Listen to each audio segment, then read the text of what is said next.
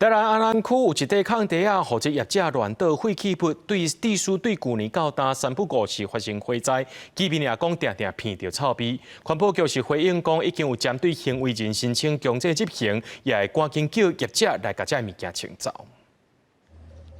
满满的废弃物蹲3层楼悬，详细看内底煞咧倒火出白烟，消防人员赶紧来拍火。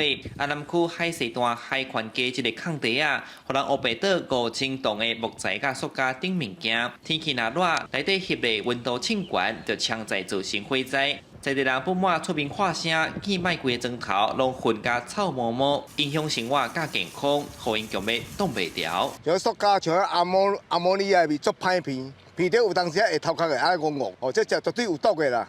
啊，放遮久吼，若小可迄起火起来足食力。下到这3层外啦，吼啊，当头迄阵哦，要倒的阵哦，阮女环保局重咧，总讲吼，遮人咧标本时叫伊来，结果拢无法度改进。去年开始就陆陆续续烧了30几场，如果业者没有尽快把一些废弃物把它处理的话，其实我们在用怪手这边挖来挖去，其实也无济于事。经过了解，这地是私人土地，地主租予别人，结果来租的人煞踮遮乱三做。环保局讲，目前按条清300公吨啊，然后针对行为人申请强制执行，经验拢总8000外班，嘛讲会赶紧叫业者来清理，就惊火灾搁发生。市府已经说监视器甲红外线的导针在监控，嘛派人定时来巡视。110年的时候就有发现了，然后因为它违反废氢法的部分，这个我们也有立即送检调做处理。现在的话，地检署在113年已经有针对这个行为人有做起诉了，